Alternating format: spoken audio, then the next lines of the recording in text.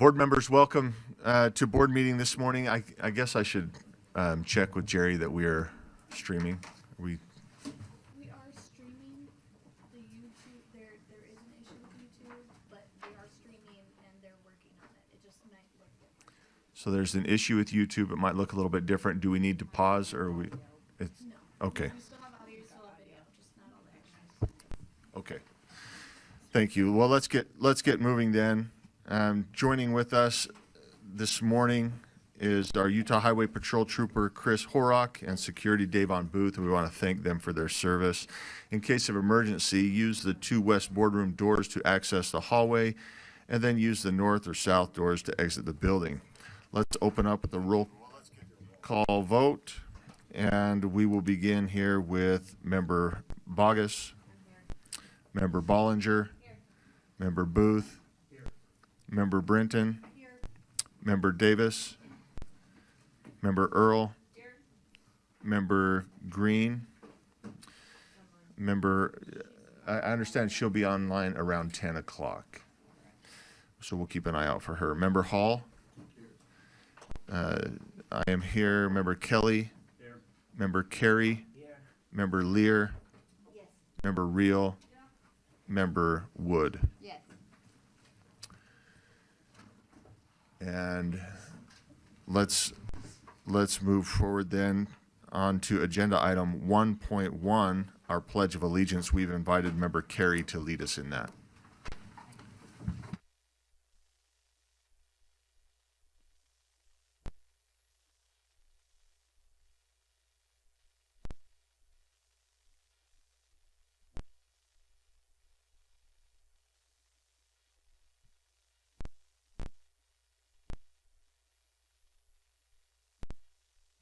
Thank you, Member Carey. Moving on to agenda item 1.2. This is a board member message, and I have the message this month. I'm grateful to share just some of my thoughts, and this might give you a little bit of insight that you didn't want to know about me, but you're going to hear it anyway because I have the microphone. So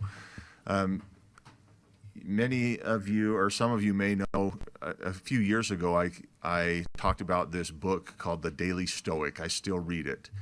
And I shared some quotes from there, and every time I read it, it's only one a day, so 365 a year, you can forget them easily. And so I was looking through this list of things that as I'm reading them daily, and I thought, I wonder if I can share one of these for board meeting. I was looking through this list, and this was from September 17th, and it's called Dealing with Haters. Now, I don't want you to look at yourself as the hater, board members. I want you to look at yourself as the hated, right? And put yourself in the stoic position here. And this is something that I try to strive by as well, understanding that perfection is something we're constantly reaching for.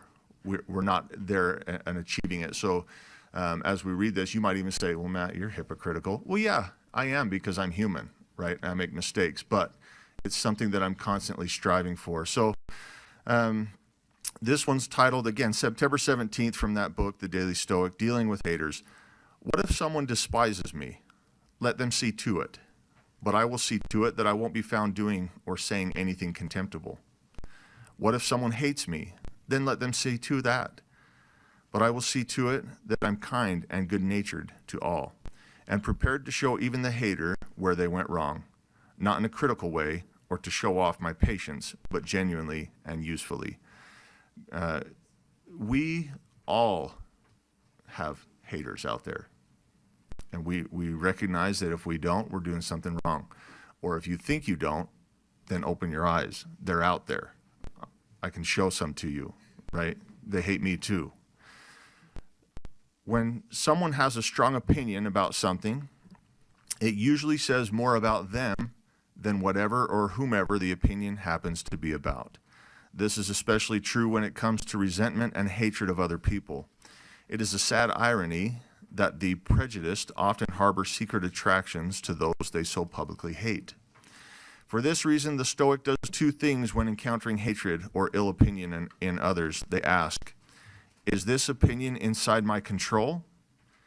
If there is a chance for influence or change, they take it. But if there isn't, they accept this person as they are and never hate a hater. Our job is tough enough already. We don't have time to think about what other people are thinking, even if it's about us. We have a work to do on this board, and we have a goal and a focus. And the students are those who are impacted or should be. Whether that's up here when we talk about board policy and how processes look, or talking about standards, the students are always impacted. And I want you to consider when a hater comes along, you can hear it, you can adjust the way you feel you need to adjust, and then you get back to work and do what's right. So thank you for that. All right, let's move to agenda item 1.3, employee recognition. Superintendent Dixon.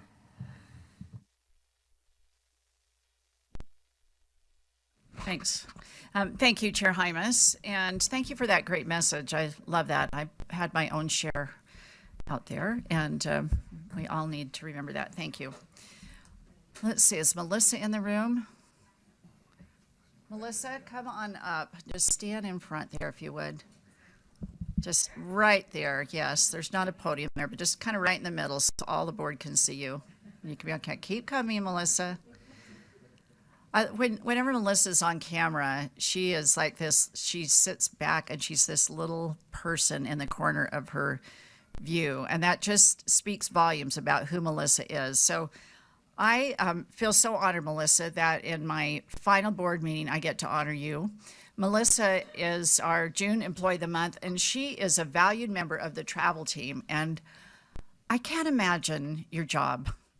It has to be so frustrating with all that we throw at you. But Melissa, she has really been instrumental in the transition to Concur. And if there's ever bureaucracy, it's with travel.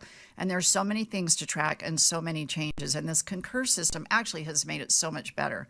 But it's been a huge shift. And Melissa has really led that charge. She actually tested it out. She became the player in the sandbox.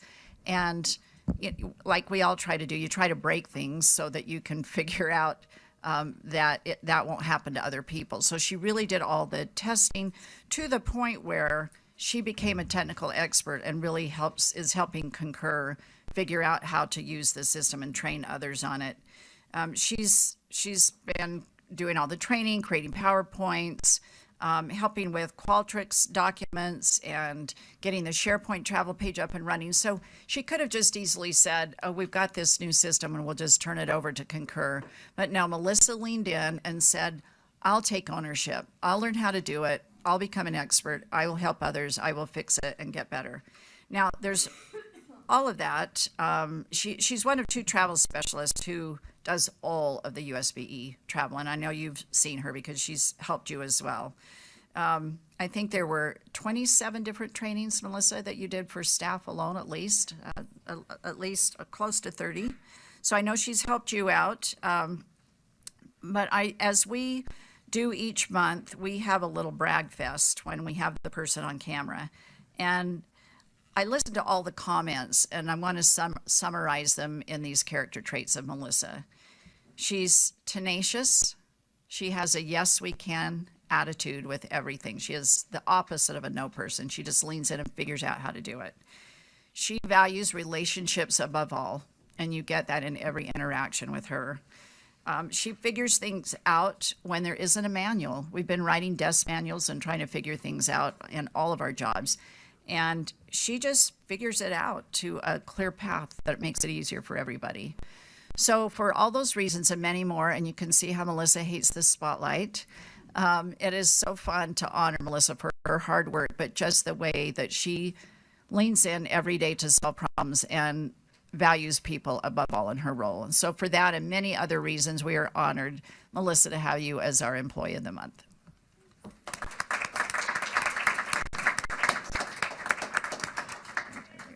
Thanks, Melissa.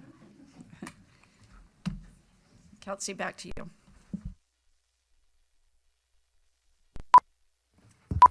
We are on to the education highlight. Is that right? Okay, perfect. I'm going to invite my guests up here. You should notice, or you should recognize at least one of them, Kun Nguyen. You've probably seen him before, maybe even talking about Do the Right Thing. If you want to come up and have your students come up and just sit in this front row here, I will hand it over to them. We've got some very special students, and I believe we have one on Zoom, so I'm going to make sure I get this screen switched. But, oh, there's no chairs. I'm so sorry. I didn't realize there were no chairs. But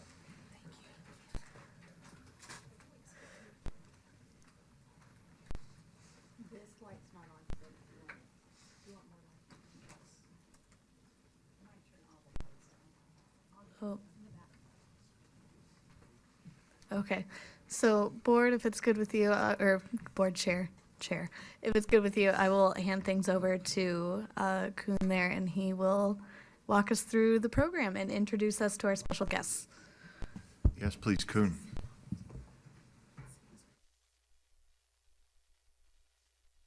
Good morning. My name is Kun Nguyen. I am a prevention specialist with the Utah State Board of Education, and I am trying to connect here. Give me 1 second to the code.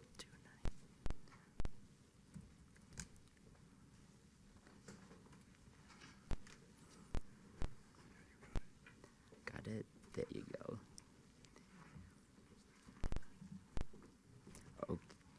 So, thank you, Kelsey, and good morning, Chair Hymas and esteemed board member. Good morning to Superintendent Dixon, and a warm welcome to Superintendent Hart, soon to be. It is a privilege to be here with you all today, and it is an honor to be among the first few staff to present to two superintendents simultaneously. Today, I'm joined by 4 remarkable students, their families who are here today, and then their dedicated teacher to share with you the outstanding academic achievement on the Do the Right Thing Challenge. First, I want to share with you about the challenge here. The purpose of the Do the Right Thing Challenge is to involve youth from the country of Kuwait and the U.S. to establish a way to keep peace throughout the world. The first step to end youth violence is actually to talk about it.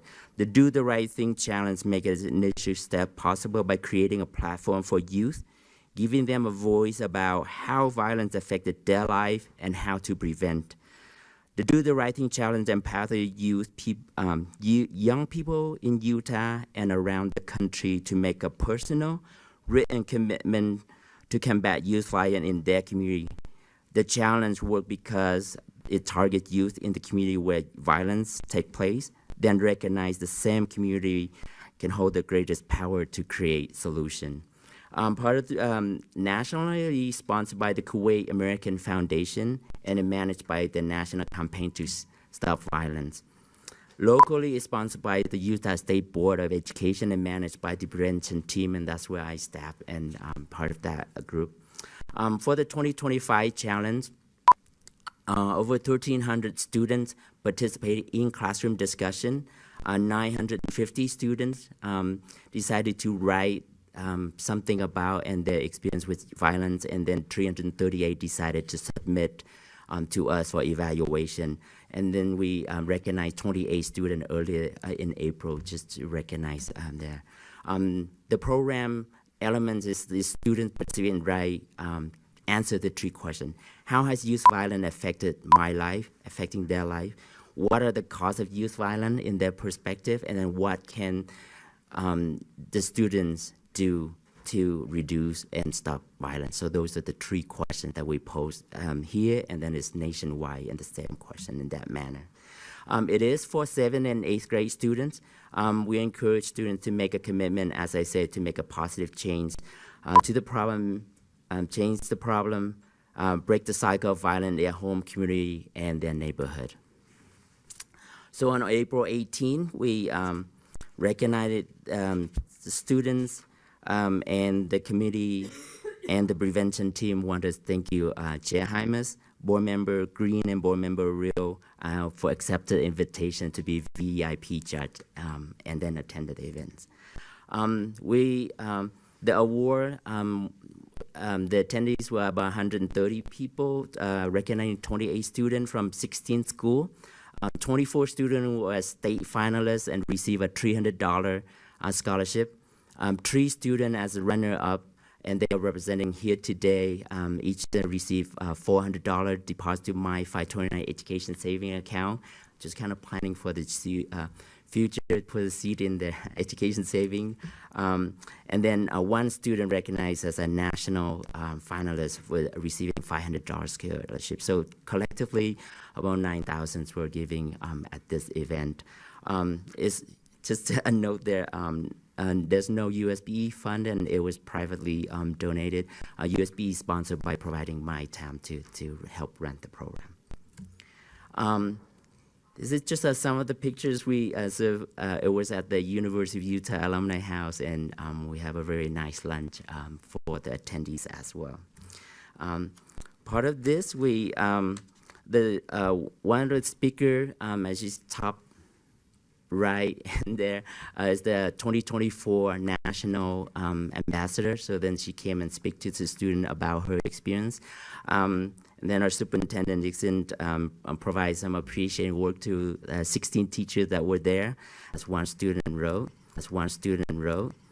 And that would be Leo Kahorikra, and if I say your name wrong, I apologize. And if he's online, saying there, so that's. And he's from Sandridge Junior High, and the teacher is Amy Kendall, and this is the certificates that you see that was awarded with the governor's signature and the superintendent Dixon signature on that day. So can you wave, say hi? Hi. Anything you want to say to the board here? Yes. Good morning, everybody. First, I'd like to thank you all for this recognition. I am deeply grateful for all your support. Once again, thank you so much. Thank you.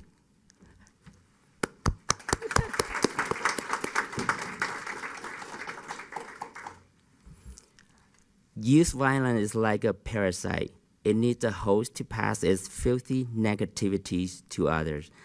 Jaden Coe-Tenlin. So she's right here, so thank you for being here today. You want to stand up and say anything you want to say to the board there?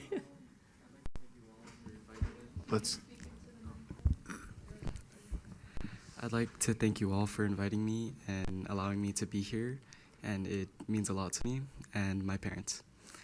Thank you. And are your families member here? If Leo's family, Jaden family, if you want to. Oh, this. Where's Jaden's family? I do apologize for being late. Oh, we're not calling you out for that. We just want to say hello and thank you. Thank you for being here.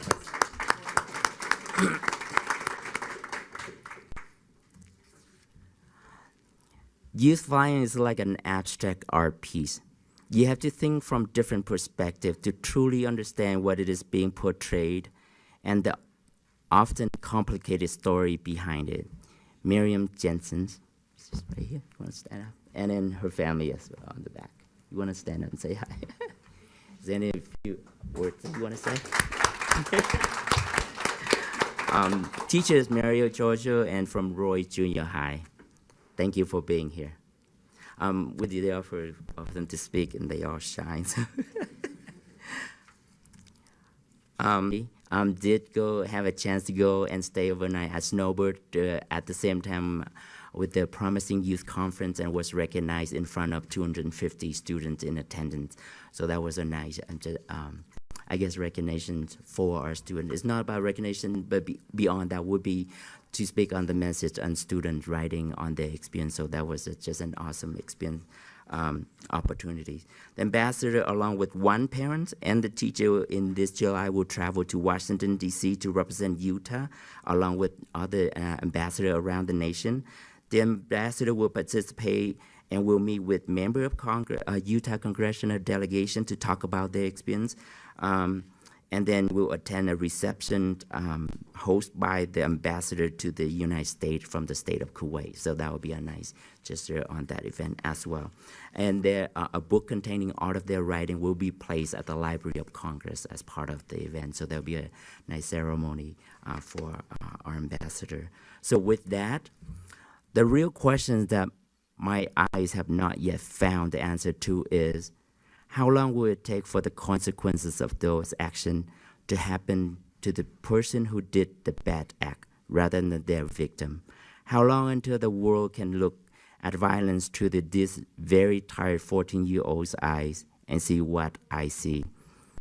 Abigail Owens from Fort Harriman Middle School and the Teachers Riley Oslo. And this is the two certificates we recognize at both events. Is there things that you want to say? So, no. And then the teachers here and mom as well. There we go.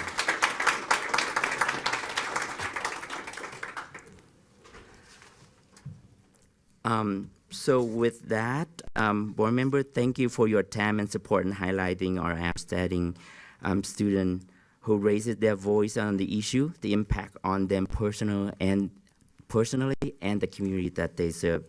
Thank you to the parents, teacher, and all involved in creating a platform and support the student, providing opportunities for them to speak their mind. To the students, thank you for your courage and resilience to take on the challenge to do the right thing. I hope your personal story and experience will be leading light to others to see and learn from you. You can and will make a difference in people's life. So small acts such as kindness can make a real difference in people's life. The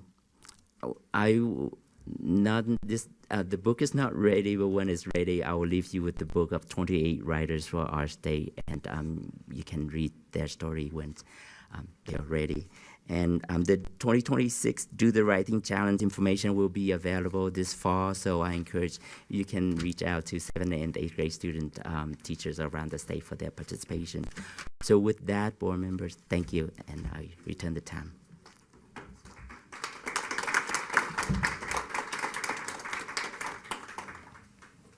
Superintendent. Well, let me just, can I ask a question here? Okay, sorry. I just want to thank Kuhn and students for their work. The event was fantastic. It's always a pleasure to be amongst students and to read their work. Unfortunately, sad and heartbreaking, but happy to see students be able to speak what's in their heart and their experiences. I do encourage board members, if you have not participated as a VIP judge in the Do the Right Thing Challenge, then keep an eye out for an email. Kuhn is very good about sending that to us, and see if you can make time in your schedule to take part in that. It's a wonderful event and an experience, so thank you. Is there any comments that board members have before we move on? Thank you, students, for being here. Although you didn't say anything, we are grateful. You said enough in your writings. We are grateful for your efforts, and we're grateful for the families that support you and that have come here with you. So thank you. All right.